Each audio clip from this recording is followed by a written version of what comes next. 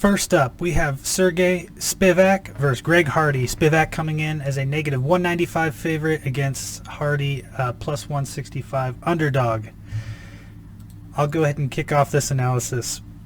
So, Spivac and Hardy are both coming off of losses in the last fights. Spivac had a KO loss to Aspinall in the first round. Hardy had a loss by KO against Tuivasa, also in the first round. So both of these guys are coming off of a difficult situation mentally, which is getting KO'd, which is probably one of the hardest things to go through, especially if you've been on a win streak and been having some momentum with you. To run into that roadblock and get knocked out, especially in the first round, has got to mess with your head. So both of these guys, I feel like, are going to be in a similar spot, and this is, to some extent, going to be just a battle of wills. Who really has that competitive spirit, who can bounce back, put the loss in their past and move past it.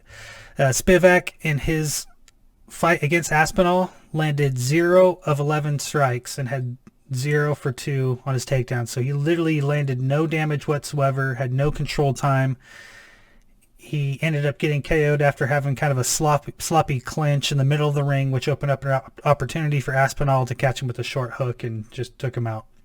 And with Hardy, he actually did a little bit better. I liked seeing his jab in his last fight against Tuivasa, and he actually had Tuivasa stunned for a minute, and it was when he went in for the kill is when Tuivasa, who's got a great chin, he's always dangerous, ended up countering Hardy and ended up getting the TKO. And I think in this fight, I'm choosing Hardy to win just because Hardy's so much bigger, so much more powerful, I think, than Spivac. And Spivac has a very defensive-heavy style where he seems to counter a lot. In his last fight, he was really waiting for the other guy to throw. The problem is, especially in heavyweight, if you're going to be defensive counter striker, even if you block a strike against a big powerful heavyweight, it can still do damage, it can still rock you. So I really don't like that style as much as I would for somebody who's 135, 145 pounds. If you think of like Peter Yan, he's got like a great defensive counter strike style where he'll block punches and he'll come right back. But for those lighter guys, it's much harder, I feel like, to punch through a good block and still do damage, whereas with these heavyweights, they're just so powerful they can punch through a lot of that defense. So I'm picking Hardy to win. I think he's just bigger, more powerful, and do you have any thoughts on this, Fern?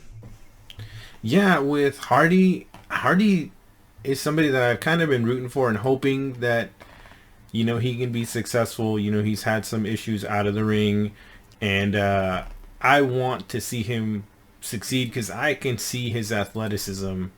He is built, he's strong, he's solid.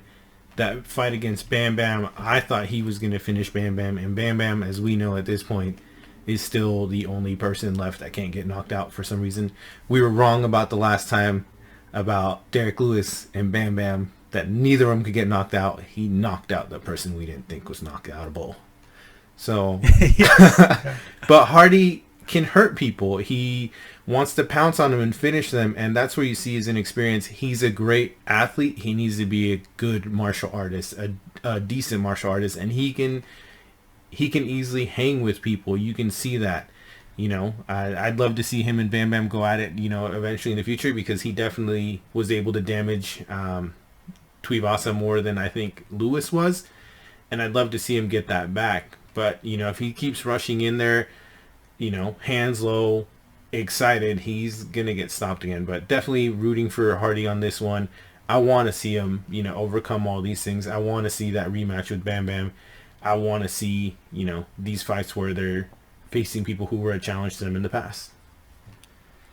Yeah, and if we're both picking Hardy, remember Hardy's the underdog here to plus 165. So in my opinion, I don't agree with those odds.